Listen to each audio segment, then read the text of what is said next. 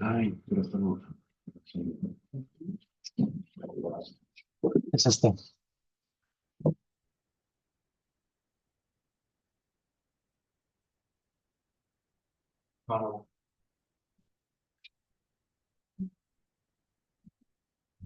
Es este, pero no avanza. Ya. La malla dice que está cerquita, así que no hay problema. Y empieza Hilton, ¿no? Eso.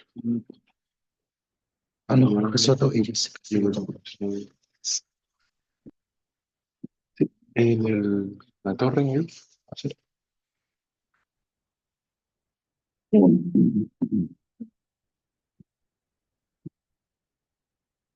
De Ponencia Chile Quiero, 2024. quiero bajar esta. Ay,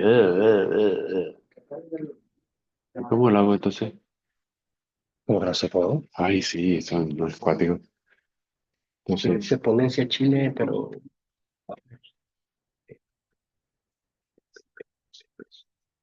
no, ahí, ahí, ahí. No, no, me sirve más por abajo. Ahí está. ya, y Ese es estoy buscando mi Ah. escritorio. Allá, Ahí. allá, allá. Ahora, mira. Uh, Me dice Chile, ya. Claro, bueno, ahí está el tanto ahí en ese, ya que no puede bajarlo mientras está grabando. Eso sería, ¿Está en el escritorio? ¿Has sí, movido el escritorio? pero ahí, está en el escritorio. ¿Que lo abra mejor? Sí, déjalo ahí. ¿Ves? Ya. Sí, ahora tenemos que abrir la de Guayantur. Y le damos nomás. Es tarde ya. Sí, le doy, ya está.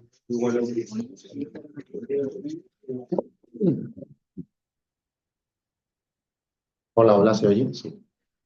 Mari, Mari. Oh, sí. Fulamien, Fupeñi. Bien, buenas tardes a todas y a todos. Saludos una vez más a la gente presente en el auditorio, en la sala. Vamos a dar comienzo a la segunda sesión del seminario después del terreno que hemos hecho en Chihuayantún. Mi nombre es Carlos Cornejo y soy parte también del GRIUT, del Grupo de Estudios Interculturales, Urbanos y Territoriales de la Universidad de Concepción, de esta facultad, y les doy la más cordial bienvenida a este cuarto seminario internacional Descolonizando Territorios Urbanos, que en esta edición lo hemos dedicado hemos puesto el centro en torno a la idea de lugares en disputa, como hemos visto en Chihuayante, de hecho, procesos de usurpación neocolonial y propuestas interculturales. Me gustaría leer un pequeño texto introductorio, que es lo que estamos haciendo al abrir todas las mesas, si no les importa. Las diversas formas de habitar nuestro territorio han sido intervenidas por procesos hegemónicos violentos que nos han atravesado desde perspectivas colonizadoras. Así, la figura institucional del Estado-nación se ha impuesto como el único marco discursivo válido, actuando sobre una multiplicidad de identidades, miradas y pensares diversos. Bajo esta lógica, el Estado-nación ha utilizado los mecanismos de planificación, propietarización y patrimonialización para naturalizar y perpetuar la tradición liberal sobre la que se sustenta, ocultando o directamente aniquilando las posibilidades de existencia de relaciones más complejas entre las comunidades y sus territorios. Existen diferentes ideas de planificación, de propiedad y de patrimonio, diferentes formas de comprender el territorio y los elementos que lo componen, tanto humanos como no humanos, emergidas en el seno de las culturas. Ideas que la modernidad, colonialidad, ha ido despojando de sentido para el ciudadano común y de marcos jurídicos de protección estatal. Estas tres dimensiones, planificación, propiedad y patrimonio, requieren ser discutidas no solo en base a una única filosofía liberal de entender nuestros espacios, sino también bajo la urgencia de entablar diálogos relacionales entre varias filosofías y formas de concebir el territorio. En este seminario queremos apuntar hacia esa comprensión dialógica más compleja, más real también, de las diversas miradas que pueden existir acerca de los procesos de planificación, propietarización y patrimonialización de los lugares en disputa, con el objetivo de proponer otras vías posibles de coexistencia intercultural. Bien, bajo este llamado, entonces, en la presente mesa de conversación está dedicada a la patrimonialización. Abrimos, por lo tanto, este eje temático hoy día. Y en esta mesa de patrimonialización, junto con la que vendrá después, a las 4:30 también, se plantean las siguientes preguntas. ¿Se puede pensar el patrimonio como una herramienta de carácter colonizador frente a las identidades minorizadas y pueblos originarios? ¿Es posible restablecer otras memorias colectivas en el marco de las políticas patrimoniales oficiales existentes? ¿Qué formas de reivindicación patrimonial existen fuera de los marcos institucionales de este patrimonio tan oficialista, ¿no? La dinámica de la mesa será de la siguiente manera. La duración va a ser de 1 hora y 30 minutos. No sé si habrá algo menos, puesto que hemos comenzado tarde. Lo ideal es acabar a las 4 o 4:15, creo yo. Con 40 minutos para la exposición de las ponencias y un máximo del tiempo restante para el diálogo posterior. Cada ponencia tiene un tiempo asignado máximo de 10 minutos. Yo les voy a ir avisando si les parece cuando le queden 2 o 3, mejor. 2, ¿vale? 2 minutos, ahí les voy avisando, ¿vale? Y después de las ponencias se abrirá un espacio de diálogo para enriquecer el intercambio constructivo de ideas, gracias a este espacio de preguntas, de interpelaciones, y ahí ya podremos conversar después de las intervenciones. Bien, pues para conversar en torno a estas preguntas y a otras interrogantes que puedan surgir, nos acompañan 4 ponentes que van a ir pasando por aquí para presentar sus comunicaciones y entablar, comenzar esas líneas de diálogo. Y comenzamos con Jorge Soto y Jessica Figueroa, del proyecto Chihuayantú, Niebla Atelier Chile, que vienen a presentar su ponencia llamada Chihuayantú, tradición patrimonial mapuche en el pasado y presente de Chihuayante. Así que adelante cuando quieran.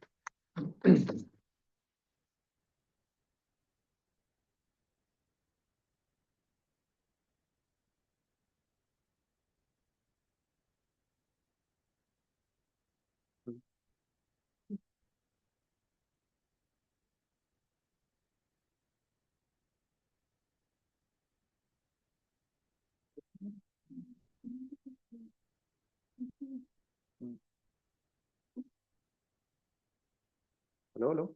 ¿Se escucha? No. ¿No? Préndelo, ¿Aló, aló?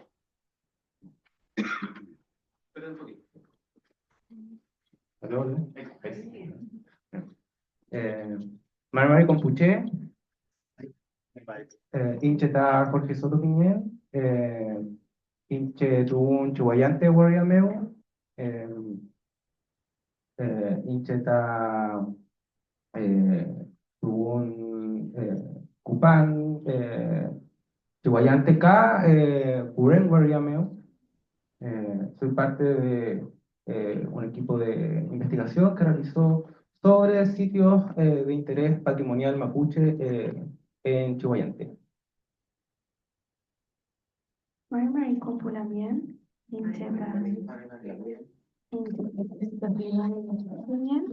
Inchemulen, Chibuyante, Huemeu, Puelu, Tañi, Tubun, Reducción, Pailahueque, Victoria, Mapumeu, Tañi, Kudo, facilitadora intercultural, Servicio de Salud de Concepción, y también soy parte de la organización Dalun Leupu en Chihuyanto.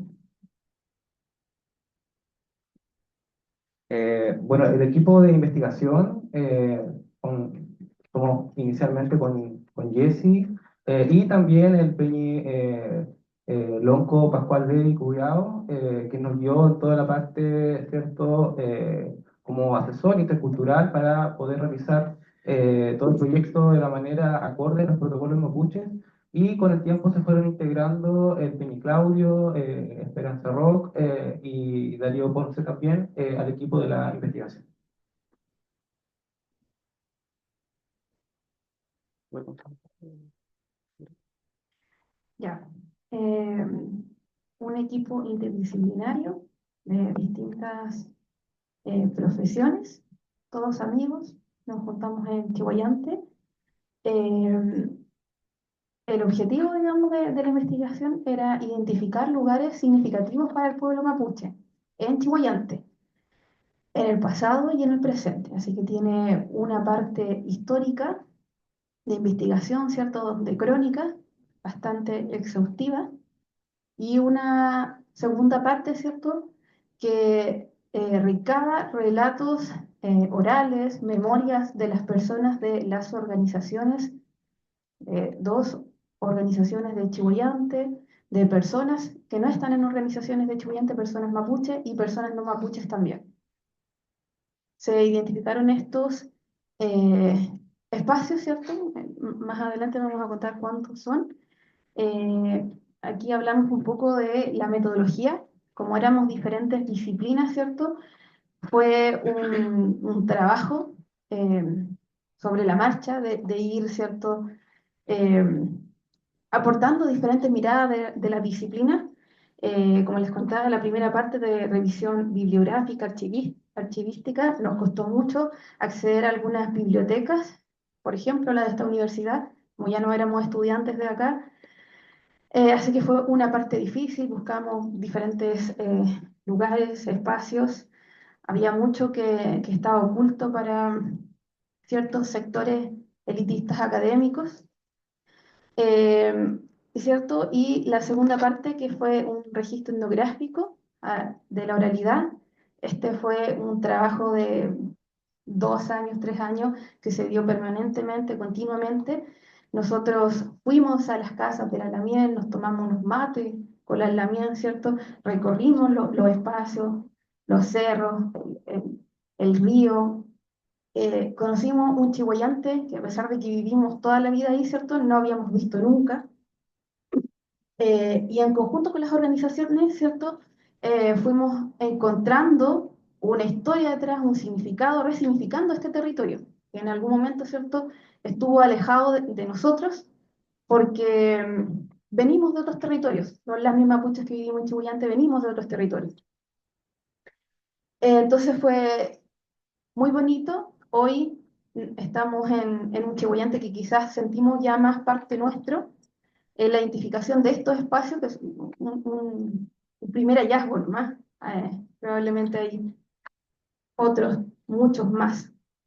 En la investigación, ¿cierto? En la metodología, eh, realizamos encuentros, porque lo más importante en la investigación era estar constantemente validando, ¿cierto? Lo que íbamos encontrando, los hallazgos, ¿cierto?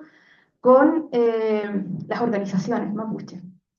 Y en estos encuentros se conversaba de los lugares, ¿cierto? Habían algunos que no dejamos, ¿cierto? Porque creíamos que eran más íntimos quizás. Mostramos lo que creímos pertinente, apropiado, ¿cierto? Que se conozca. Eh, Fueron varios de estos encuentros, diferentes etapas. También la metodología, algo importante que tuvo es que tomamos en cuenta los protocolos, ¿cierto? Espirituales del pueblo mapuche, porque así nosotros creíamos que se estaba haciendo un buen trabajo. Por lo tanto, tuvimos unas ceremonias, ahí hablamos de Yeyipún inicial, Yeyipún final, para que todo el trabajo saliera bien. Pedimos, ¿cierto?, a los Nien, a los espíritus del espacio de Chihuayantú, ¿cierto? En cada sitio que fuimos visitando también realizamos esto para que el trabajo saliera bien. En esta fotografía es uno de estos encuentros ceremoniales, nuestros encuentros ceremoniales. Primero. Este es el primero, sí. El primero ahí habían lamien de dos organizaciones, gente del equipo, ¿cierto? Que se hizo estas ceremonias espirituales, se conversó la forma que había que trabajar, la forma de pedir permiso, cómo investigar. Fue mutando, fue cambiando. En el fondo fue un trabajo en conjunto con las organizaciones todo el tiempo. Aquí hay cartografía, no, este es un trabún. Trabún. Dentro de los trabún trabajamos la cartografía participativa, pusimos unos mapas, las personas fueron identificando los espacios significativos para ellos, luego vino un trabajo de reconocimiento de estos espacios, ¿cierto? Dibujo libre igual. Sí, dibujos libres de las Lamien. Investigamos cada una de las historias que nos contaron en estos encuentros, que nos contaron en las casas después, para poder crear, ¿cierto?, este gran relato y darle sentido.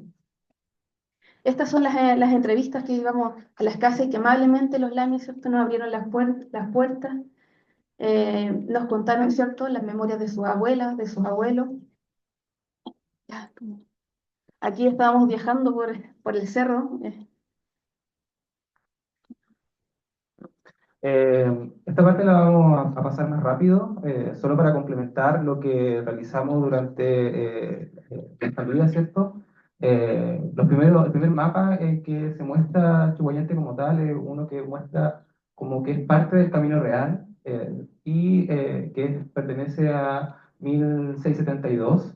Previamente a eso, en unas crónicas aparece como Chilhuayante, pero mencionado como un cacique que pertenecía al sector.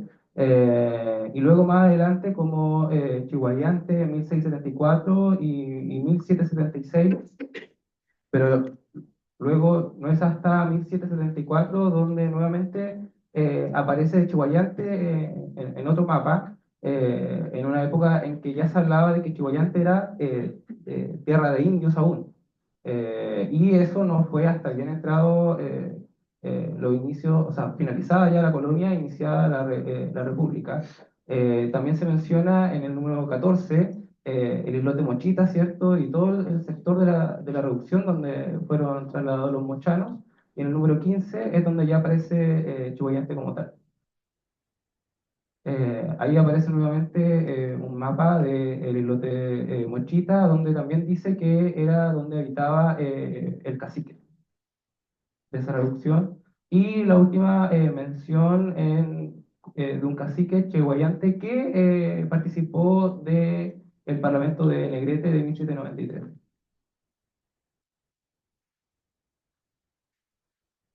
Bueno, como resultado de la investigación son 60 sitios los que finalmente eh, pudimos agregar y porque teníamos la información necesaria para poder contar sobre ellos.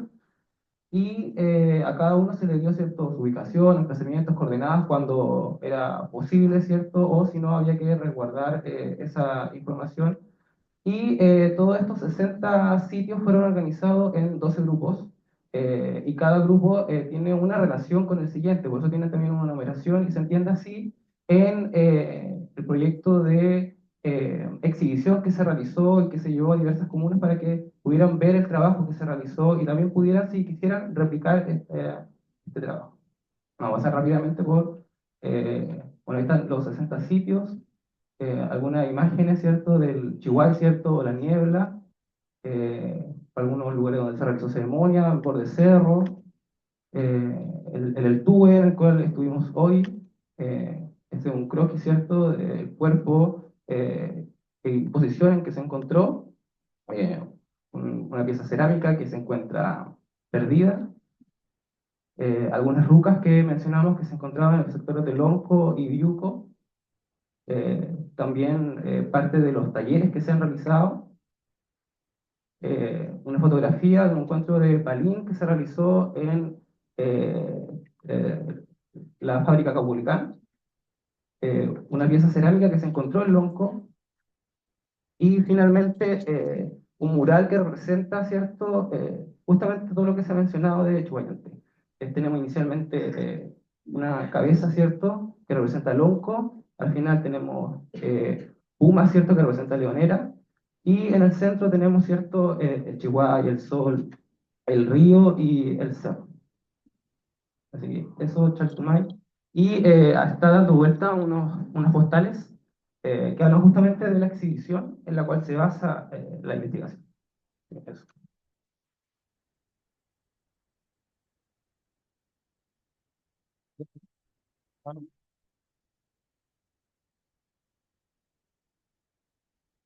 Gracias, muchas gracias. Luego podemos seguir conversando acerca de la exposición y del proyecto. Eh, Vamos ahora con la segunda ponencia, que es de Gilter González, de la...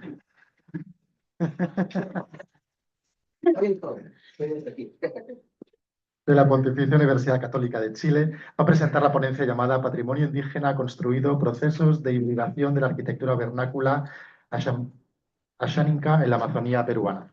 Adelante, gracias.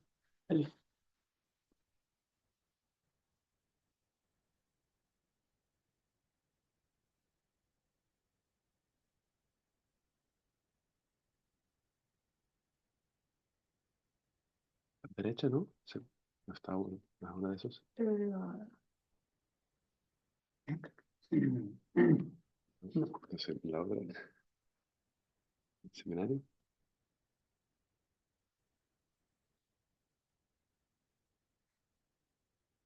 ¿Claro? Bueno, no sé. Sí, sí. Me faltó compartir pantalla, solo para que en Zoom. En Zoom. Sí. Pero Vale. antes de eso, ¿cuál era? Es-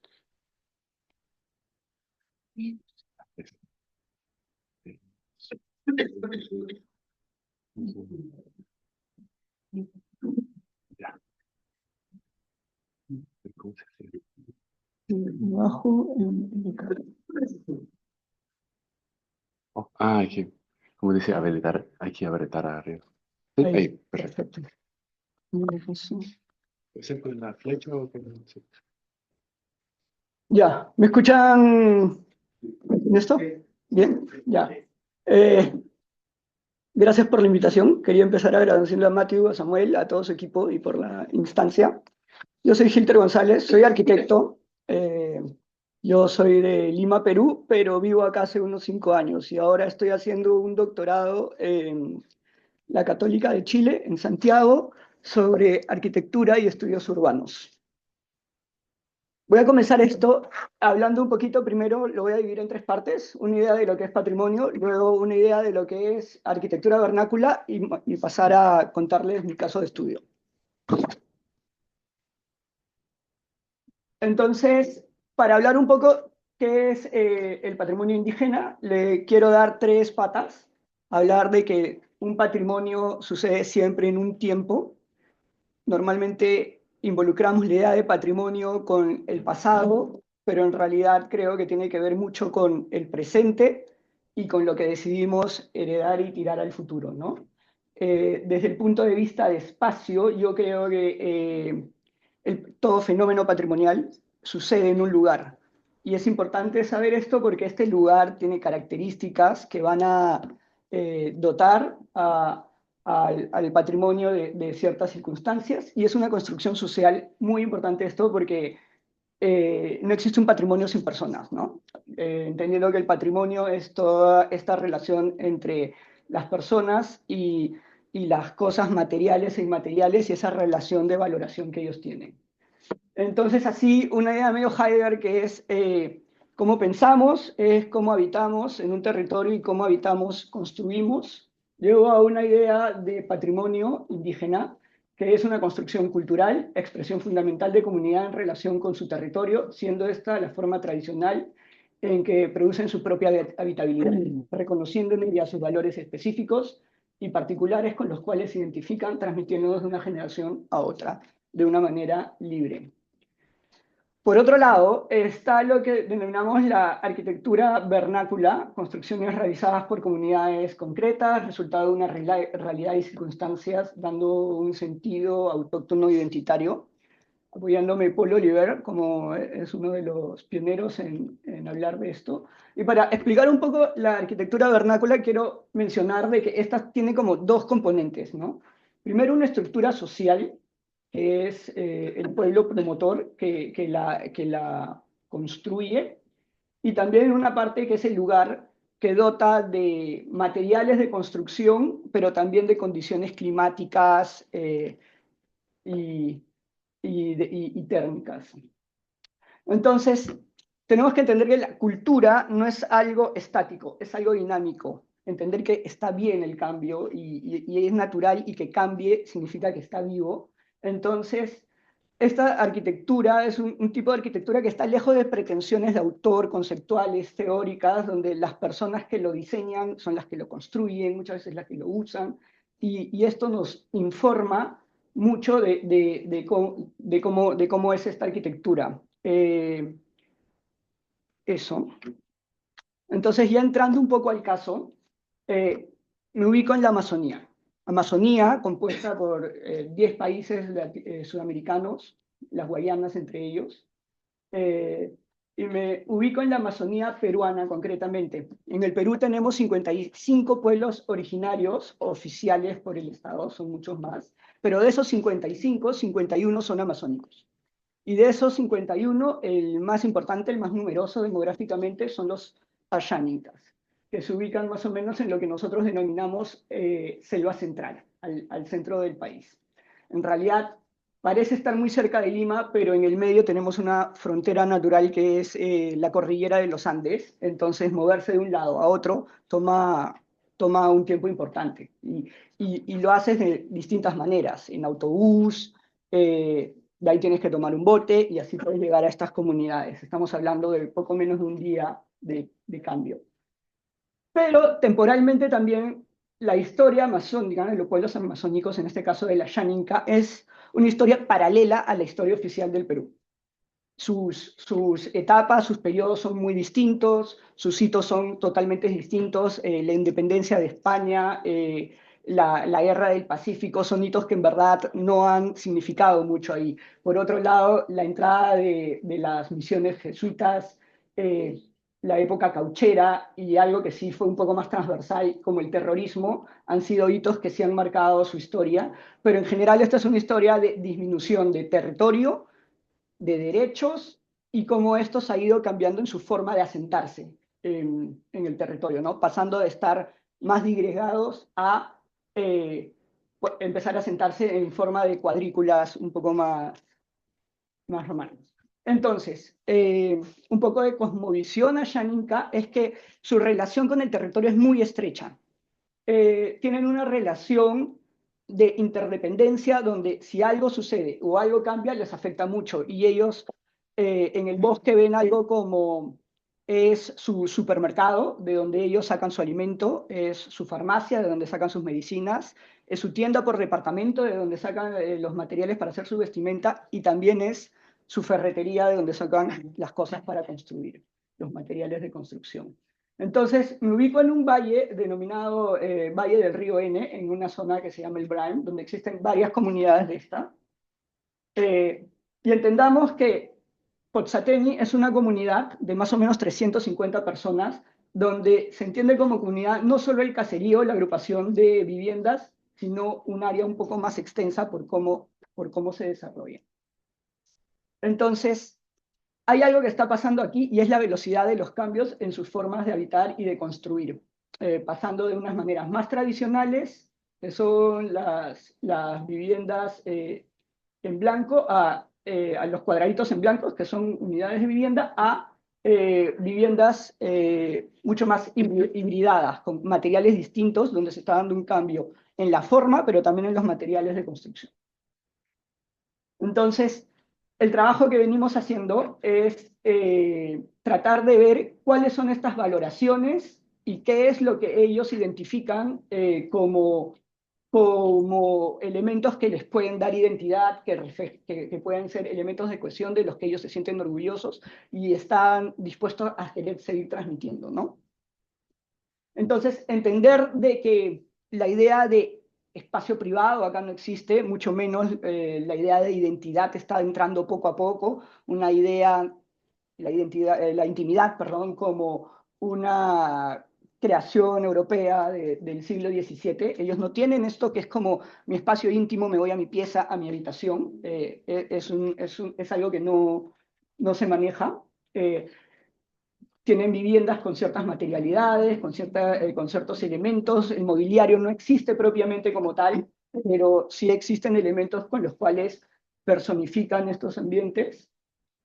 Y también existen técnicas, procesos constructivos, sistemas constructivos propios, vale, de los cuales ellos sienten que son dignos de ser valorados.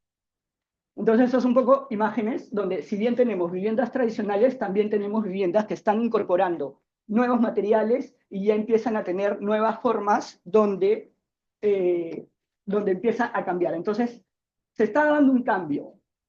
Ver este cambio y saber cuál será y a dónde va es un poco también la idea a reflexionar dentro de este trabajo. Un poco la comparación, una yuxtaposición entre algo más tradicional como más híbrido, con materiales de construcción a costo cero que pueden encontrar muy cerca y donde las personas constructoras no son muchas, se pueden construir entre 3 personas en un determinado tiempo, Y por otro lado, materiales que ya empiezan a tener un costo, que tienen que venir de afuera, generan una dependencia y las técnicas constructivas y los saberes constructivos no son propios, entonces se necesita contratar gente exenta de esto. Un poco comparación entre materiales naturales con materiales, con materiales más industriales y un poco los resultados de ver cómo ambos modelos tienen en ellos atributos y valoraciones distintas, unos más que otros, y cerrar esto diciendo de que la relación del individuo con su patrimonio se da en un territorio, y este territorio se da de manera creativa. Esta creatividad genera cohesión, y esta cohesión genera una valoración que genera identidad, que genera patrimonio. Un poco de bibliografía. Muchas gracias.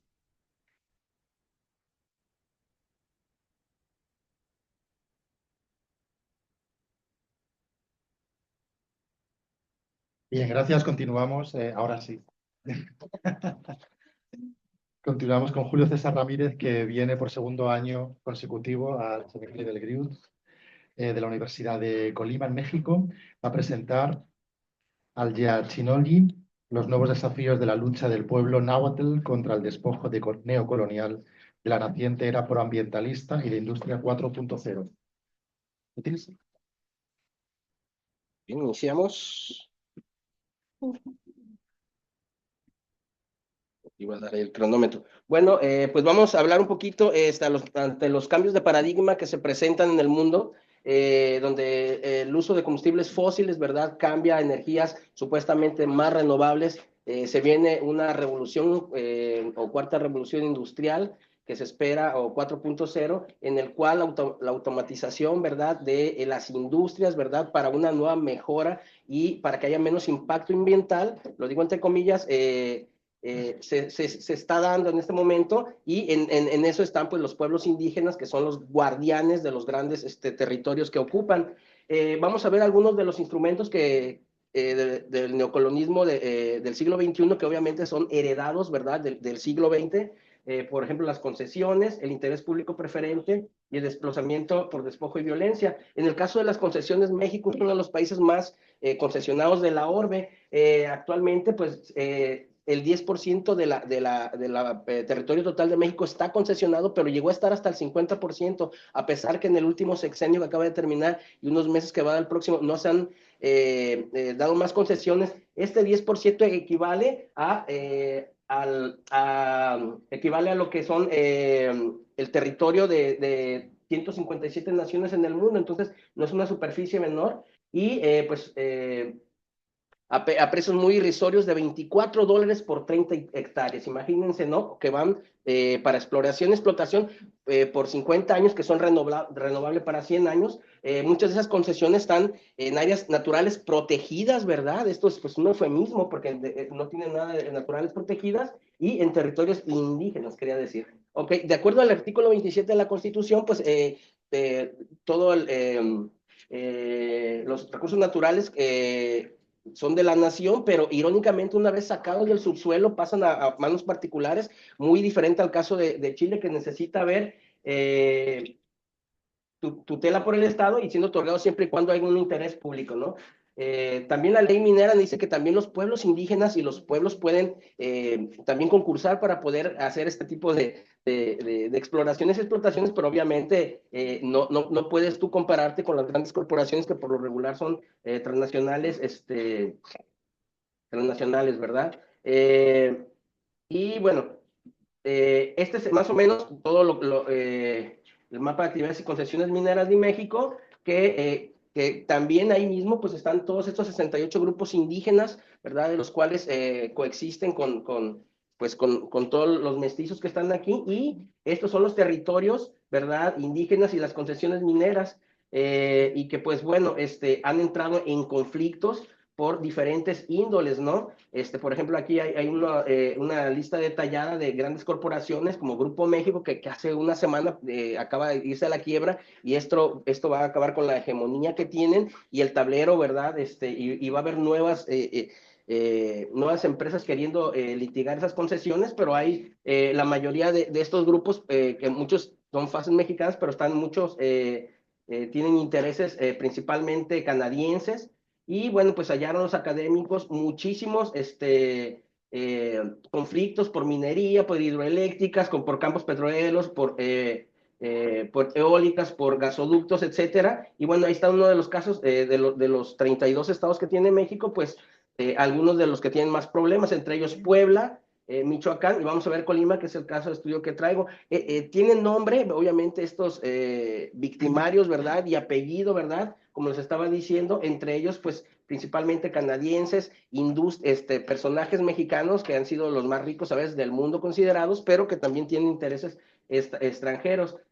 Otro de los grandes instrumentos o artilugios del gobierno, pues es interés preferente o la prioridad de la nación. En el caso de la minería, por encima de otros intereses como las áreas naturales protegidas, ¿verdad? O los pueblos indígenas. En el caso, por ejemplo, de Colima, el 34%, que es el estado que yo vivo, ¿verdad? Que es el tercero más pequeño o más pequeño del país, el 30% de su territorio total está concesionado, ¿no?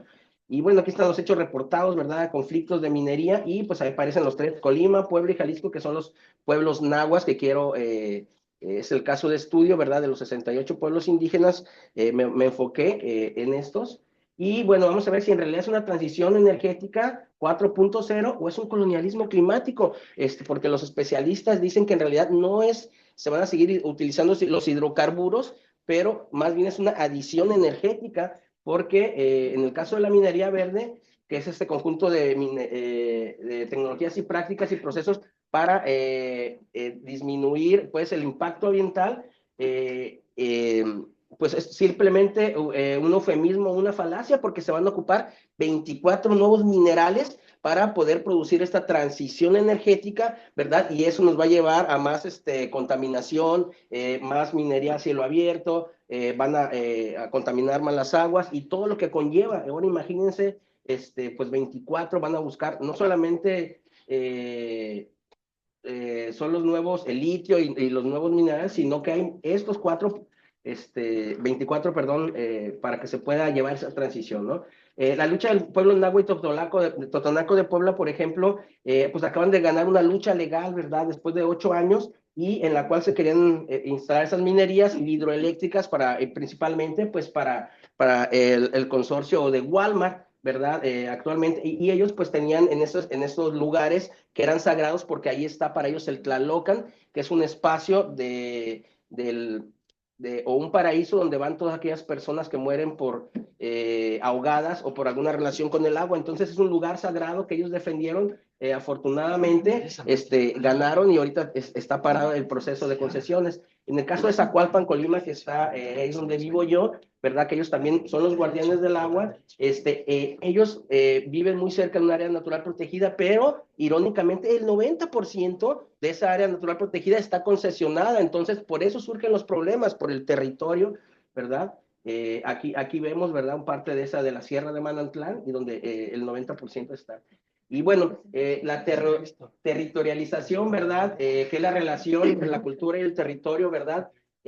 Nos lleva a lo que es la patrimonialización, que es este proceso de incorporación de valores socialmente construidos en un espacio y tiempo determinado en una sociedad, y eso nos llevó a una serie de normas llamados usos y costumbres que desde hace siglos se encuentran, y igual en pareja del Estado mexicano también ellos se autorregulan, se autogobiernan, y en el caso de Oaxaca, como vimos ayer con Cande, ¿verdad? De las 570 municipios o comunas que tienen, 417 se regulan por usos y costumbres y nombran a sus propias autoridades.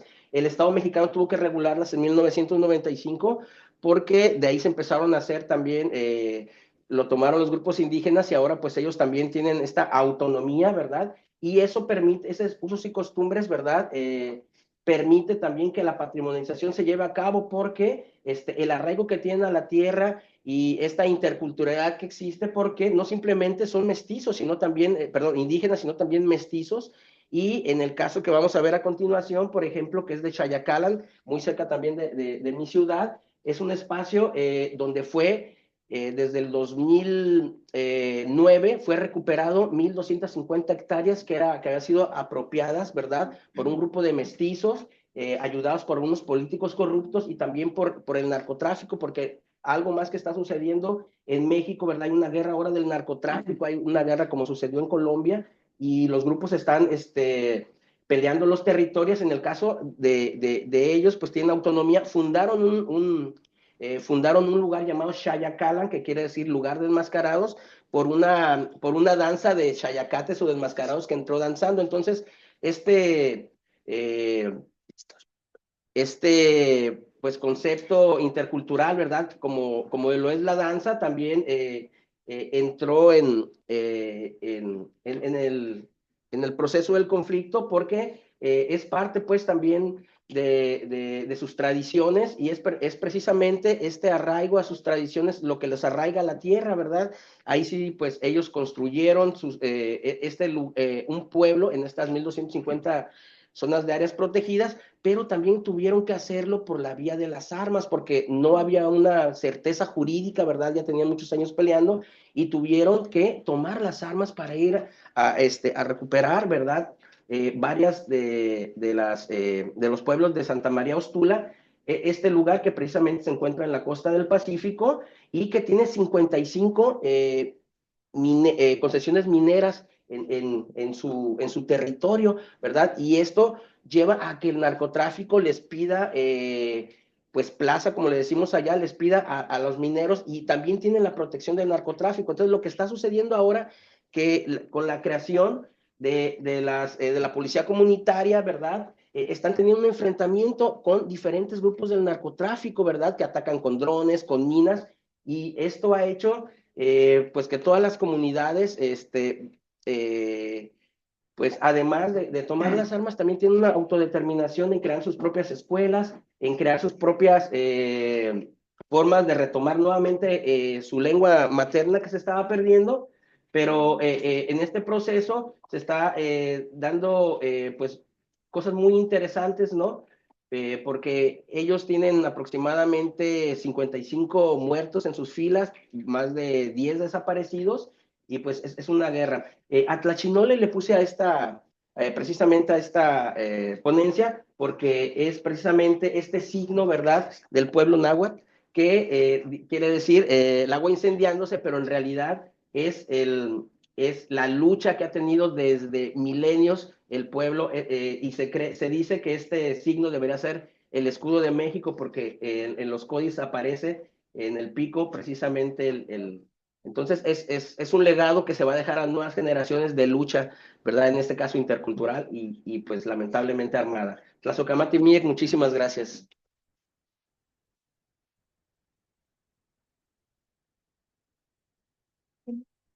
Vamos a...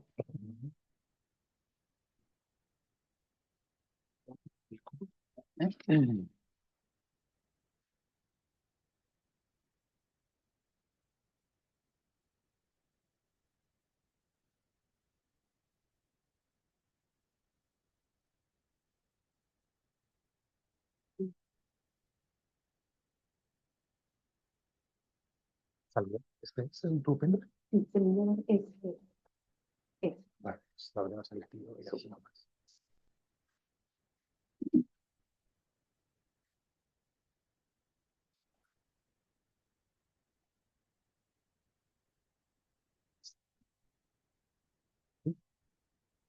Bien, y cerramos la primera mesa de patrimonio. Después de la segunda mesa sobre el tema, cerramos con Amaya Alves, perdón, Camila Bañales y Rodrigo Castillo, de la colectiva Justicia en Derechos Humanos Chile, que van a presentar la ponencia llamada Memoria Biocultural de los Ríos, Toponimia Indígena en Territorio Mapuche del Sur de Chile.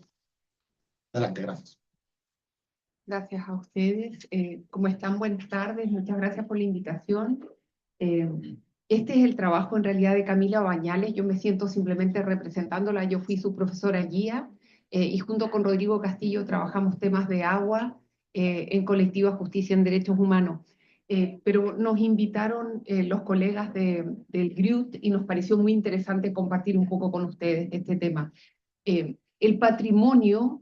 El problema del patrimonio, por lo menos desde el derecho, es que normalmente es de fuente estatal, no ha visibilizado el patrimonio desde la mirada y los ojos, en este caso, de los pueblos originarios, y específicamente el pueblo mapuche, y este trabajo se hace en Alto Biobío. Y yo quería contarles un poco cómo intentamos revertir la ausencia, revertir el modo como también las universidades muchas veces no respetan las formas de los pueblos, no respetan a quién hay que pedir permiso, el modo de llevar adelante la investigación. E intentamos hacerlo de manera distinta. En realidad Camila es la persona que realmente lo logró, nosotros simplemente la guiamos en ese camino. Entonces contarles que en esta investigación hubo colaboradores de cada una de las comunidades de Alto Biobío, y que ellos participaron en el diseño de la investigación y también luego hubo todo un trabajo de entrega de la información. Se realizaron unos mapas, traje algunos, pensaba luego compartirlos con ustedes también, si les interesa, por cada uno de los logs hicimos mapas de los terrenos y del agua.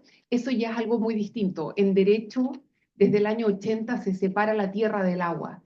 Y entonces no hay jurídicamente ningún trato conjunto, y eso va completamente, es contrario al modo como desde la cosmovisión mapuche se ve la naturaleza como un todo y una relación que es indisoluble entre la tierra y el agua. Y eso ha traído muchos problemas jurídicos, por cierto, a la gente de Alto Biobío y a todas las personas, pero quisimos manifestarlo. Entonces, contarles un poco, se eligió el río Queuco porque para las propias comunidades había una amenaza grande que era la carretera hídrica, y porque es uno de los pocos tributarios del río Biobío que está completamente libre. Es un tributario del Biobío que tiene especies endémicas que había que, en el fondo, levantar esa información para poder protegerla. También nos encontramos que había organizaciones de pueblos originarios, de mujeres que se dedican a hacer kayak, había bastantes organizaciones, lonco, personas sabias, y la verdad que se tomó contacto con cada una de ellas. Camila se fue a vivir a Alto Biobío, eso también fue distinto. No es la típica investigación de la persona que va, está 2 días y vuelve con el conocimiento y nunca más se sabe.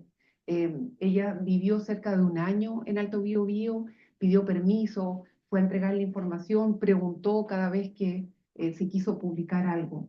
Entonces, nos parece que ahí había una riqueza que al menos a mí no me había tocado ver con antelación en otra estudiante de doctorado.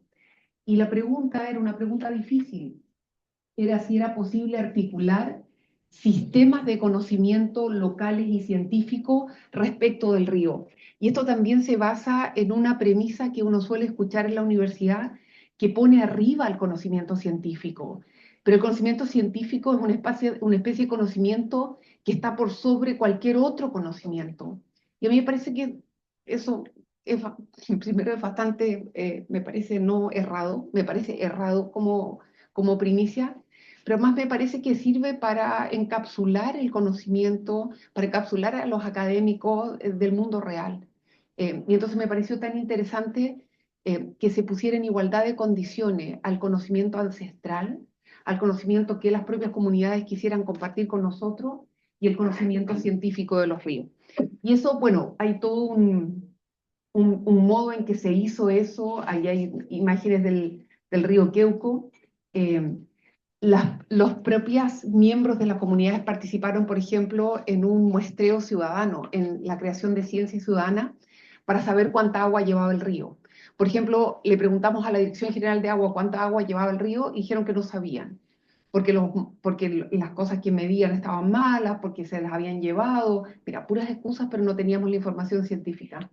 Y con una aplicación de celular, ella logró que las propias comunidades fueran a ver cada día el río, a hacer muestreo, y logramos saber con bastante exactitud cuánta agua llevaba el río. Y eso fue un logro, y entonces demuestra que la ciencia también puede ser creada por las personas, por la ciudadanía. Pero con respecto al patrimonio, bueno, hubo toda una investigación participativa. Quizás lo más interesante para esto, sin duda alguna, fue el codiseño y los mapeos colectivos. Yo les quería mostrar los mapeos colectivos. Bueno, eso fue la estadía de investigación en Alto Biobío. Y por cierto, el compromiso de evolución también se cumplió el año pasado. Aquí está Gabriel, que yo entiendo que también acompañó en alguna parte.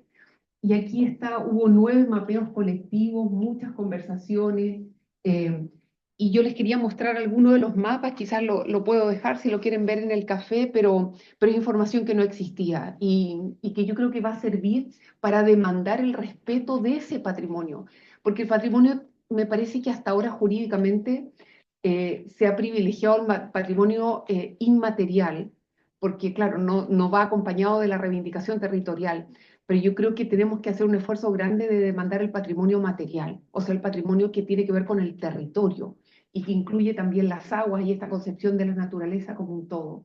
Y creo que ejercicios académicos como este da herramientas, porque ahora ya tenemos los mapas de todos los logs de Alto Biobío, en el fondo hechos por las propias organizaciones, por las propias comunidades. Esto no es una imposición desde la academia.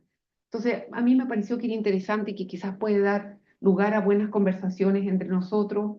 Eh, a mí me sirvió mucho, soy abogada y trabajo en derechos de agua, en visibilizar, por ejemplo, que en Alto Biobío el 99% de los derechos de agua están en empresas, y en empresas que viven en Santiago, o sea, que tienen sus domicilios comerciales en Santiago, el 99%, y solo alrededor del 0,2% lo tienen las comunidades como aguas ancestrales. Y eso evidentemente no tiene mucha lógica.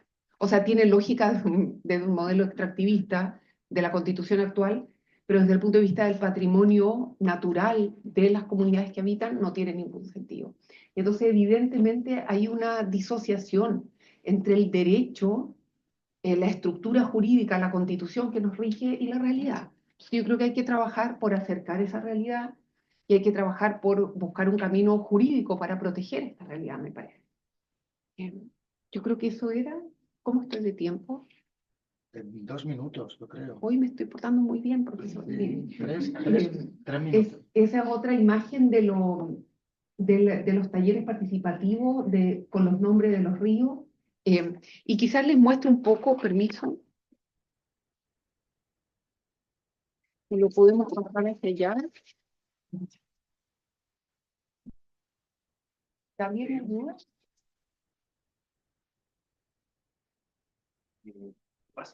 Sí, pasémoslo, pero solo explicar. Está el Podló y está el mapa de todas las fuentes de agua, pero también se aprovechó de hacer un trabajo con las especies, los árboles, y ahí hay historias contadas por los vecinos, de los nombres de los lugares, que por supuesto que no son los nombres que tienen hoy en el mapa. Entonces, hay uno por Kayaki, Cahuipó y Budayimán. Sí, lo pasamos para allá. Quien tenga interés, por cierto, no, no, gracias. Y este es el del río completo que ven ahí.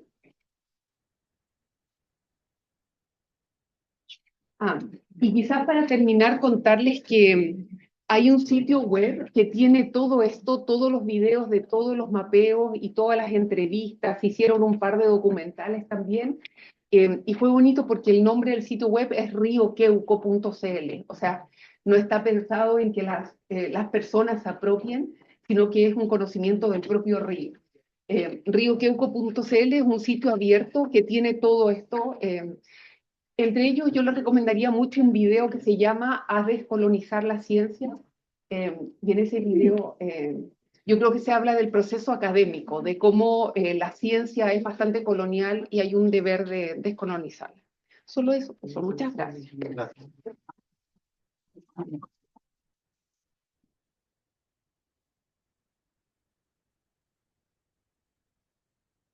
Bien, gracias a todos y todas las ponentes. Vamos a comenzar ahora la conversación, el diálogo, así que invito a las y los ponentes a que suban al escenario para hablar cómodamente con ellos, con ellas. Invito a Jorge, a Jessica, a Hilter, a Julio César y a Maya.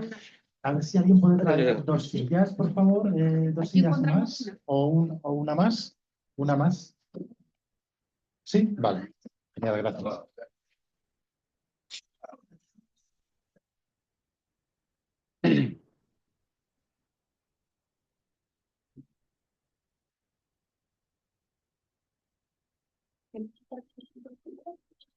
Ahí bien.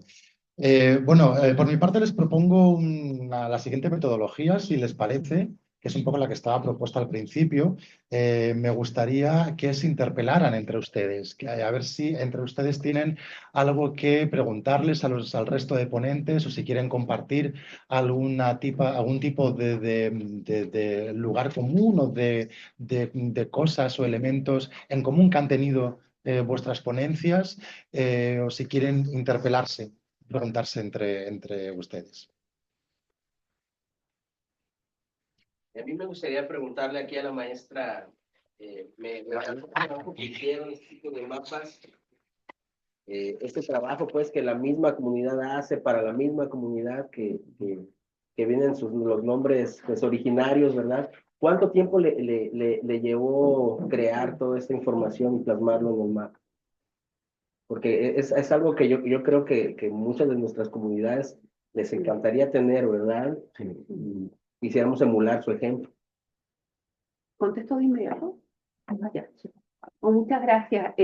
Bueno, el mérito es de Camila. Camila fue la estudiante de doctorado que hizo este trabajo, por cierto, con apoyo nuestro. Tuvo que postular una beca a Canadá, porque igual necesitaba cierto apoyo luego para publicarlo. Es parte de su trabajo doctoral que duró 5 años, porque yo diría que el trabajo de campo al menos 2 y luego 1 año más para la edición, pero con mucha participación de las propias comunidades. Ahí hubo representantes jóvenes. Yo diría resaltar la cantidad de líderes y lideresas jóvenes de las comunidades que usaban correo, que podían mandar fotografías, que tenían teléfonos celulares para tomar la información. Pero sí, creo que es replicable a muchas escalas. Yo tengo una pregunta para los quienes hicieron el trabajo de Chihuayante, Chihuayantú. Yo vivo en Chihuayante y bueno, conozco el trabajo de antes, pero siempre me sorprende porque habiendo nacido ahí, creo que es algo que quienes vivimos en la comuna no sabemos necesariamente. O sea, cómo llegar realmente a todos los vecinos, cómo contactar a las juntas de vecinos, cómo dar a conocer este patrimonio para que quizás las personas también se identifiquen con este origen mapuche, con estos lugares, con estos sitios ceremoniales, eh, cómo educar también quizás en los colegios. Me parece que es un desafío enorme y lo felicito, por cierto. Y por supuesto es toda una responsabilidad. Nosotros mientras íbamos generando la investigación, conversando con las organizaciones, ¿cierto? Que terminó, por cierto, en un libro. El fin de esto era educativo. Por eso lo más importante para nosotros era difundirlo en todos los establecimientos de educación estudiante. No se ha logrado en todos, pero sí, los invitamos todos, los esfuerzos estaban. Sí. También esta investigación está en la gran mayoría de las bibliotecas de acá de la zona. Y por cierto salió una segunda parte que era una difusión más amigable, más cercana, más de conversación, ¿cierto? Con las organizaciones, con las personas, que son los pilares de Chihuayantú. Sí, ¿no? Agregar que justamente como dice la Lamien, la intención del libro era que fuera educativo y que lo pudiera tomar alguien que nunca ha tenido alguna cercanía a la cultura y que fuese aprendiendo como quizás a nosotros nos hubiese gustado aprender cuando éramos más chicos de nuestro propio territorio. También era importante, como dice usted también, el tema de la retribución y devolver la información. Es por eso que de todas las copias que sacamos con este fondo, fueron regaladas. No hubo venta de libros ni nada, y se aprovechaban ciertas instancias, ¿cierto? Como la exhibición para poder también entregar nuevas copias. Se invitaban a asociaciones de los distintos territorios para poder conversar y que pudieran también comprender de que es algo que ellos también pueden realizar en su propia comuna. Entonces, eh, eh, tengo mucho interés en ver el material también que realizaron porque algo que hemos conversado mucho con Jesse es que las diferencias que existen entre realizar un trabajo similar en el área urbana y el área rural. Entonces, ahí eso es como, ahí hay que conversar, fíjate, esas diferencias.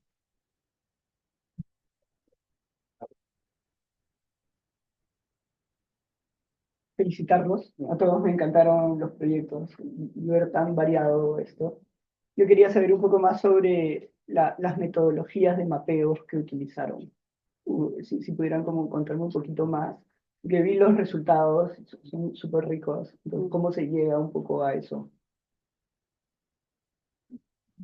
Em, Bueno, lo primero era establecer como un vínculo de confianza, y yo entiendo que se les fue a pedir, o sea, yo sé que Camila fue a pedir permiso a los loncos de cada una de las comunidades, y entiendo que desde de esas autoridades nombraron a alguien de confianza que iba a ser el vínculo entre ella y la comunidad.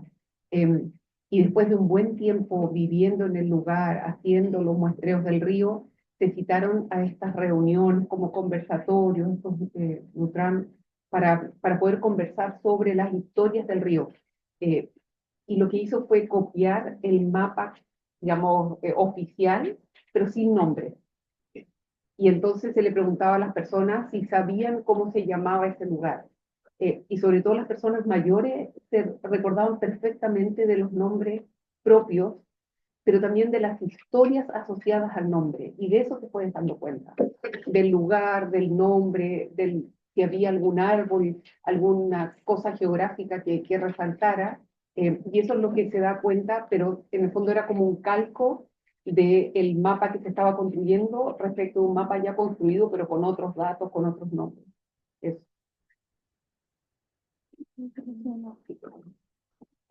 Para el ambiente de Perú, en su proyecto hablaba, ¿cierto? De estas rucas, tenía otro nombre, no recuerdo. Acá muchas veces se tiene el pensamiento de que son de una forma, y cuando no son de esa forma tradicional, entonces se ha perdido bastante, no corresponde, no es pertinente, etc. Quisiera saber, bueno, usted dijo que las culturas, ¿cierto? No son estáticas, son dinámicas, pero quiero saber el pensamiento de las eh, organizaciones de allá, de los pueblos de allá, de las personas de los pueblos originarios, tienen esa visión, y de las personas que no son de pueblo, los académicos, por ejemplo. Eh, sí, no, se le dice maloca, ¿No? pero en Ashaninka es pancotzi, casa. Ellos se refieren como casa o pancotzi. Ellos hablan Ashaninka, que es la lengua, y el español. Dentro de la comunidad, cuando hablamos de comunidad acá, creo que metemos en un mismo saco a todos y hay opiniones diversas. O sea, existen como ashánicas mucho más tradicionales que creen que deben tener y debe mantenerse una forma de vivir, tal vez un poco mayores. Pero personas mucho más jóvenes están súper como abiertas a cambiar su estilo de vida, o sea, ya pudieron salir de la comunidad a la ciudad más cercana, tenerse una relación en un colegio, y esto les genera como otras expectativas, ¿no? Ahora, desde un público como el académico,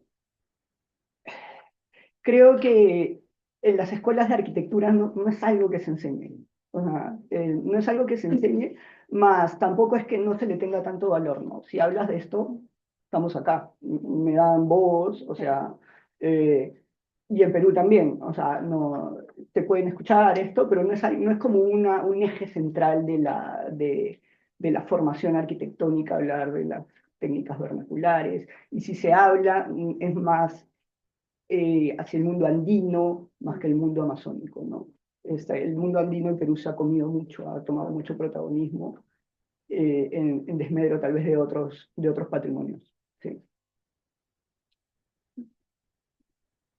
Yo tengo una pregunta para el profesor de México, eh, con respecto a la comunidad que describía y a las dificultades, porque uno escucha de México como un ejemplo de reconocimiento legal y recientemente constitucional de los pueblos originarios. Entonces, me gustaría saber dónde piensa usted que está la distancia, la brecha entre lo que dice la Constitución en relación a los pueblos originarios y la realidad, digamos, y cómo se podría trabajar por abordar esa brecha para realmente llegar a la protección efectiva de los pueblos. Sí, bueno, muchas gracias. Miren, en realidad en México, como yo creo que sucede en muchas partes de Latinoamérica, a veces pues lo que está escrito por ley es letra muerta, ¿verdad? Hay muchos eufemismos, en el caso pues del 27 constitucional, la ley 27 constitucional de México, que dice pues que todos los recursos son de la nación. Pues lamentablemente pues no es así. Lamentablemente pues como ve, ha estado hasta el 50% del país concesionado, ¿no? Obviamente ha bajado al 8%, pero como vimos, eso equivale como al territorio de 157 países en el mundo. O sea, es demasiado grande. Entonces, yo creo que mientras no se siga respetando, ¿verdad?, los lugares sagrados, como son las montañas, los mares, los ríos, estos territorios, porque lo que hacen, incluso con la educación oficial en México, como imagino acá, es eh, eh, eh, no darle visibilidad a los pueblos indígenas. Entonces, yo siento que lo que ellos apuestan, lo que apuesta el gobierno mexicano, es de tratar de que esos pueblos, para empezar, dejen hablar la lengua, porque no se enseña en las escuelas, ¿verdad? Y de ahí en más, todo lo que conlleva, ¿no? Esta cosmovisión, esta mirada que tiene cada uno de esos pueblos hacia el mundo. Entonces, eh, en realidad, yo siento que lo que se ve de afuera sobre México y sobre los derechos de los pueblos indígenas, en realidad no es el 50% de lo que está pasando. Entonces, ahora que entró una nueva corriente, ¿verdad?, de izquierda al país, acaba de salir Andrés Manuel López Obrador, acaba de entrar alguien más de su propio partido, pues han dejado crecer, por ejemplo, el caso del narcotráfico. Quisieron hacer una pacificación, no metiéndose con ellos, pero esto hizo que el problema creciera de una manera tan desmedida que ahora casi está militarizado el país, pero los casos de delincuencia no bajan, ¿verdad? Eso está afectando a las comunidades, porque como lo dije, ahora esos grupos narcotraficantes les piden dinero a las grandes corporaciones para dejarlos transitar, incluso por tonelada tienen ya un precio establecido. Entonces también les dan protección, y esto pues conlleva a que haya crímenes, ¿verdad? Desaparecen a líderes sociales, eh, mm, y lleva mucho pues a que ellos mismos, o sea, ¿quién quisiera vivir en guerra? Nadie, ¿no? Han tenido que tomar medidas muy drásticas. No solamente es Chiapas, ¿no? Y la autonomía que se dan estos usos y costumbres también no solamente es en las áreas que les dije, ¿no? Desde el norte, con los CONCAC, que son los seris, los yaquis, ¿verdad? Tienen su propia autonomía en la forma de escoger a sus autoridades, pero el gobierno los asigna en los lugares más apartados, ¿verdad? Unos no tienen agua, no tienen electricidad, no tienen infraestructura. Entonces, ¿de qué nos sirve tener esta autonomía cuando no tenemos los recursos para poder salir adelante como pueblo, para hacer nuestras propias escuelas, etcétera? Entonces, sí, en realidad es letra muerta lo que sucede en México. Lamentablemente, pues hacia el exterior se ve otra cosa. Gracias. Bueno, vamos ahora sí a abrir la palabra al resto del público del auditorio, que está muy lleno hoy, esta tarde mucho, con más estudiantes. Me alegra eso.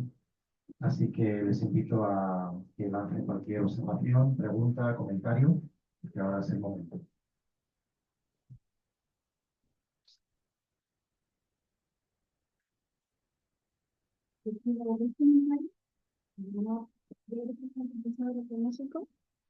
¿Se escucha o no? ¿Sí? Sí. Ya, mi primera reflexión más que nada parte de una terrible frustración, como eh, siento que en general cuando uno habla como de las nuevas tecnologías verdes o de elementos extractivos, como ocurre más o menos de las tragedias de los comunes, Y en eso, de cierta manera, los grupos indígenas y todas las zonas de preservación están obligadas a hacer ese bastión de batalla. Y en ese sentido, creo que es súper fuerte porque de alguna manera pareciera de que la minería o estos elementos pareciera reactualizar la condición geopolítica del país. ¿Sí? Entonces ahí uno como que pareciera que ni siquiera peleara con la nación, sino ya pelea con un colonialismo global, que ya uno ya ni siquiera sabe si es Estados Unidos o no, claro, el IRSA, pero en el caso de México me parece súper fuerte como el nivel de concesión, porque de hecho, gracias a eso no pudieron entrar al Brexit, que estaba Brasil, Argentina. Entonces, creo que el nivel de sometimiento que tienen los países nos obliga de cierta manera como a matar nuestros propios recursos, que en este caso son formas de vida, ¿cachai? Como la globalización tiende a la homogeneización. Entonces es una frustración tremenda porque no tengo respuesta, así como, no sabría qué hacer. O sea, como que uno tampoco sabe cómo posicionarse, así como si dentro de los discursos nacionales, que son de cierta manera un poco de esta idea de esta izquierda socialista, o está desde abajo, pero tampoco alcanza nada. Entonces, no sé, cuénteme cómo sobrevive esa frustración. Tengo otra para elegir, ¿las hago juntas? ¿Sí? Sí. Ah, ya. Y para Hilter, me parece súper interesante la investigación arquitectónica, muy etnográfica, eh, pero me gustaría saber cómo más o menos este tipo de migraciones que están entre los jóvenes y la ciudad, y si es realmente eso lo que ha cambiado el interior de los espacios, como me refiero, ¿qué significa que una comunidad esté adquiriendo como la categoría de lugares privados? ¿Okay? ¿Cómo es que eso se empieza a volver como una expectativa?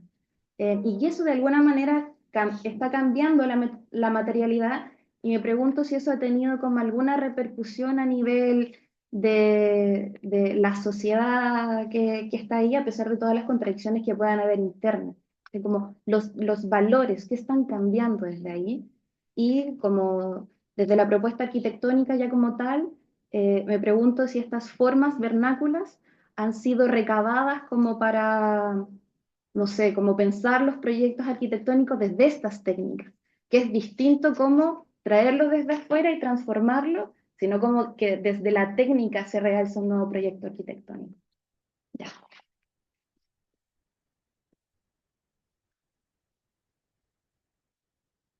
Bueno, pues muchas gracias. Sí, mira, yo veo, ¿verdad? Porque esta frustración, pues principalmente la tienen, pues, obviamente más ellos. Todos los días están habiendo conflictos, todos los días se enfrentan, ¿verdad? Les mandan drones, hay minas, o sea, es una guerra lo que hay, lamentablemente.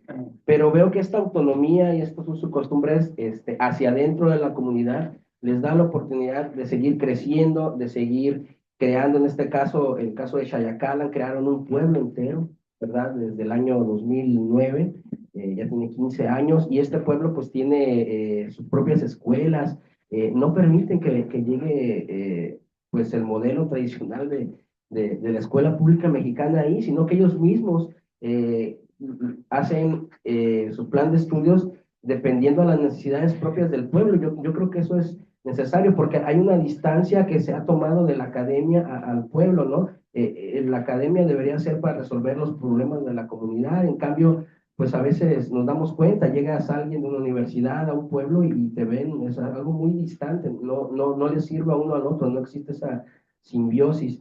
Entonces, lo que está sucediendo hacia adentro es que gracias a autonomía, ellos siguen avanzando interculturalmente, la danza, ahora los juegos tradicionales, la música, se está retomando, hay un gran movimiento de reivindicación de los valores ancestrales y de los conocimientos, porque antes había una autodenigración, ¿no? El papá no le enseñaba al hijo su idioma para que no tuviera ese conflicto, para que pudiera tener mayor oportunidades. Ahora no, ahora, por ejemplo, ven que estudiosos, ¿no? Franceses, esos tienen la batuta en el caso de la lengua náhuatl, entonces ellos como que les llega un ego y dicen, no, yo aquí, ¿cómo va a venir un gringo aquí a decirme lo que tengo que hacer? Entonces, hacia adentro de las comunidades, es muy interesante lo que se está dando porque se está formando este proceso, ¿verdad? De patrimonialización, ¿verdad?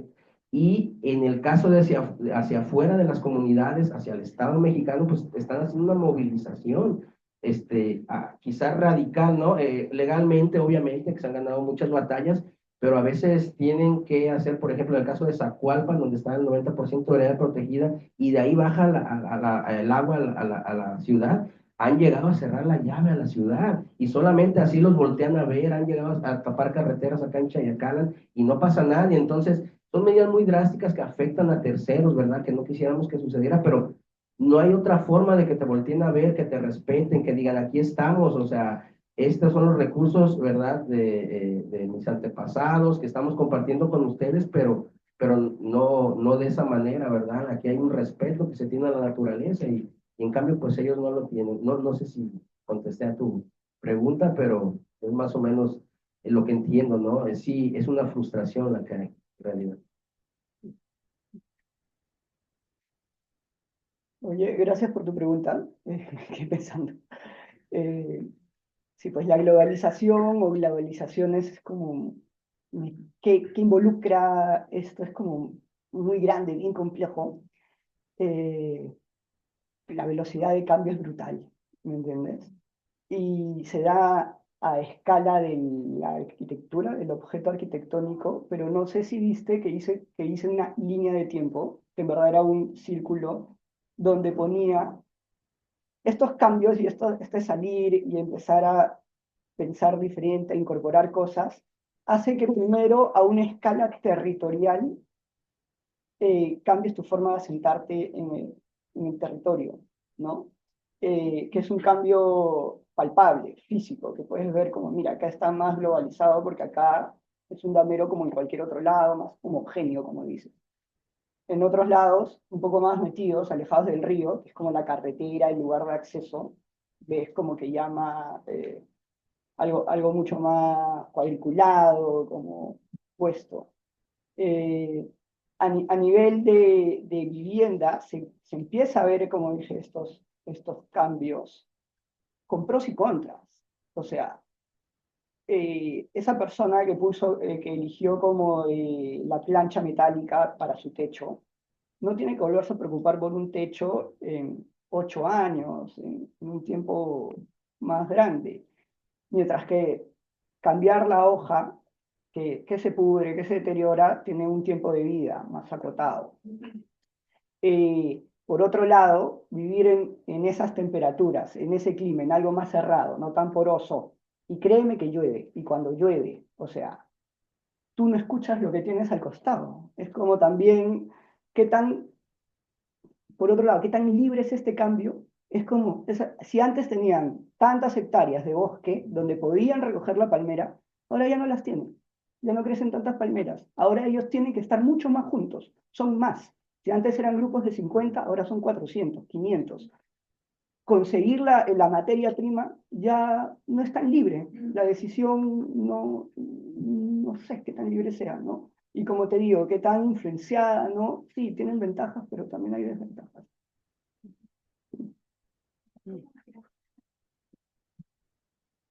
¿Hay más preguntas? ¿Alguna más?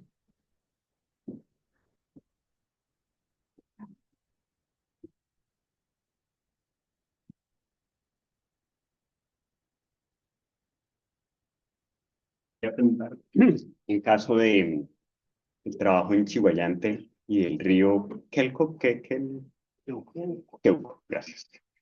Ese tipo de procesos donde se empieza a reconocer que, bueno, los pueblos originarios que están asentados ahí, los que estuvieron asentados ahí, esa memoria que a veces parece escondida, pero cuando se mira un poco más en el fondo, pues todavía está ahí, y se hacen este tipo de trabajos de documentación y de visibilización de esos usos del territorio pasados, presentes, pero pues que están vivos actualmente. ¿Qué tipo de procesos se podría, digamos que, aspirar a que esto desencadene en el futuro? Digamos, sobre todo pensando un poco a nivel de reconocimiento territorial, sea por posesión, sea, bueno, cualquier tipo de figura jurídica, si es que existe dentro del andamiaje legal de la nación chilena, por decirlo de esta manera, o si no, a qué tipo de visión jurídica se puede aspirar para que esas áreas o algunas de esas áreas o algunos de esos procesos pueda despuntar también pues, en un proceso de reconocimiento territorial, ¿no? Que sea, digamos, que aceptado por la sociedad en general, por las diferentes personas y grupos que lo habitan.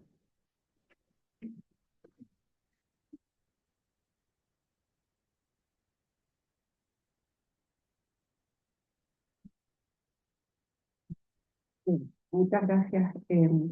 Bueno, yo creo que al menos hay dos vías. Una que han trabajado Iros Lamien, que trabajan en Chihuayante, es la educación. Yo creo que esa idea de despertar también la curiosidad en quienes no son indígenas, me parece que en eso eh, casi todas las políticas públicas en Chile son bastante segmentadas.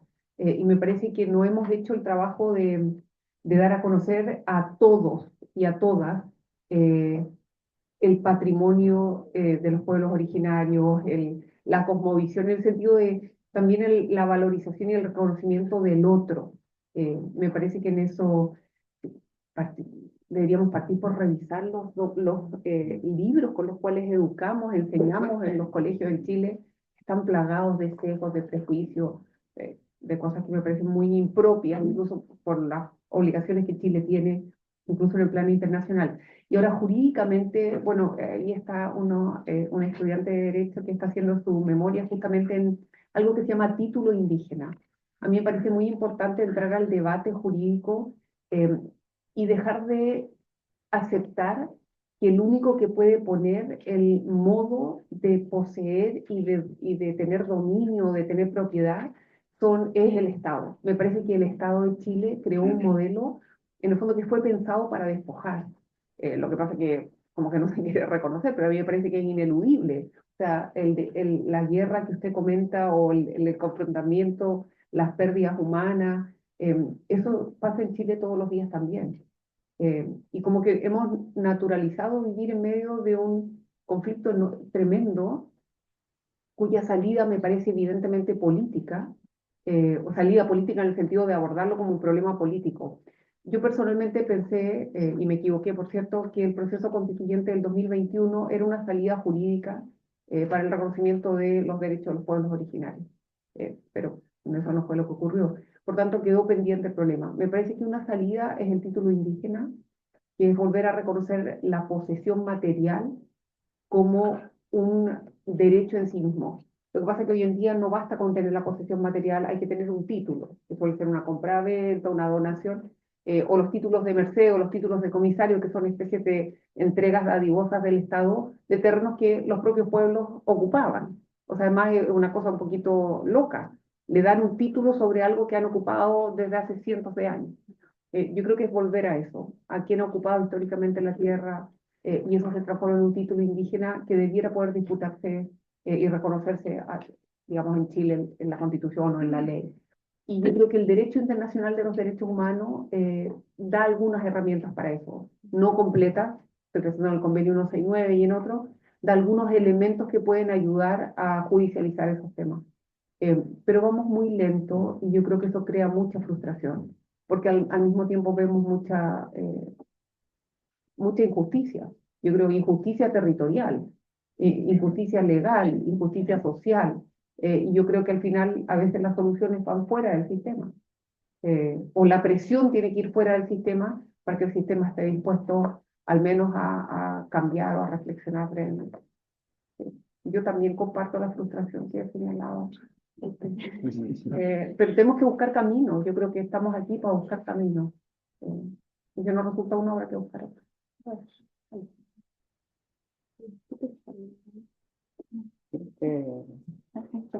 O sea, jurídicamente ya respondió. Bueno, nosotros nos enfocamos en la educación, básicamente, como decía también, si la gente mapuche y no mapuche no sabe que existe algo, no sabe que hay que protegerlo. Entonces, esa es como la labor en la cual nosotros estamos como enfocados. Eh, Hemos hecho llamados a colegios para que visiten las exhibiciones, ¿cierto? Que visualmente para eh, los escolares algo que ha ayudado mucho. Hemos tenido buen recibimiento, al menos en las ocasiones que han llegado. Lo hemos hecho también bueno, en Conce, en San Pedro, en Hualqui.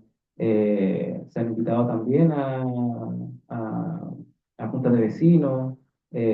Si todo sale bien, vamos a poder volver a realizarlo el próximo año, tanto en la comuna como en otras comunas que no lo hemos realizado y que son también, están más lejos de, de Chihuayante, como Santa Juana, Lota, queremos llegar a Tomé, eh, para que vean que es posible realizarlo, pero se necesita un trabajo que no es rápido, es lento, y sobre todo en zonas urbanas es algo que estamos constantemente descubriendo. Hoy día en la salida, solo llegar a un sitio ya nos dimos cuenta de que había más información todavía aún por redescubrir un sitio. Entonces, eso nosotros lo tenemos como claro. Hay 60 sitios que tenemos nosotros más o menos establecidos, pero a medida que avanzaba el tiempo íbamos encontrando más, mencionamos algunos al final del libro. Hay muchos espacios, ¿cierto? Aún que no está tan visibilizado como son los cerros, ¿cierto? El mismo Parque Longuén, que son espacios que el hombre no ha entrado tanto, entonces es probable que ahí haya muchas cosas más que encontrar. Que, eso.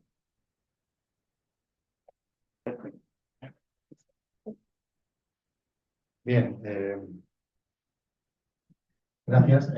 Por cierto, lo que mencionabas, Amaya, de intentar hacer una resistencia al margen de todos estos marcos jurídicos, creo yo, en mi opinión, que tiene un nombre que es desobediencia civil, que es una actividad que está además muy registrada en la historia de los movimientos sociales. Y se puede hacer desobediencia civil siempre y cuando exista un marco jurídico constitucional que permita hacerlo de forma pacífica y democrática, ¿no? Creo yo. Bueno, vamos a dejarlo aquí porque estamos en el tiempo, un poquito pasados de hecho, así que vamos a hacer un descanso compartiendo alimentos y un café y más conversación en el patio aquí al lado y volvemos como en unos 20 minutos, creo yo, ¿de acuerdo?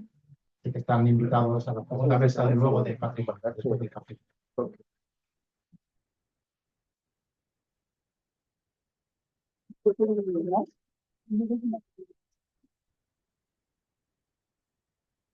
Hola. ¿Nos pones luego en la siguiente mesa? Sí, quería Vale. dejar guardada la visita. Vale, pues vamos a ver cómo hacemos.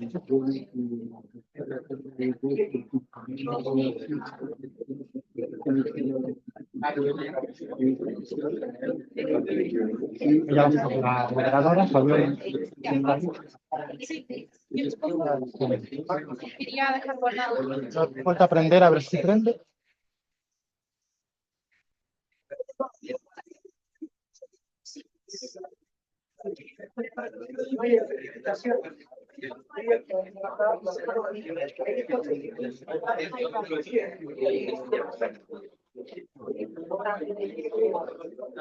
Porque hay que parar primero la grabación.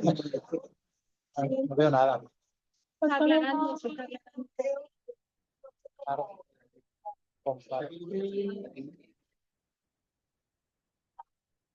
La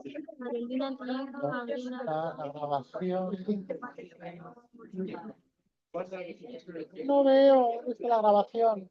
A pararla. Aquí, grabando. Detener grabación. ¿La detengo o que deje nomás?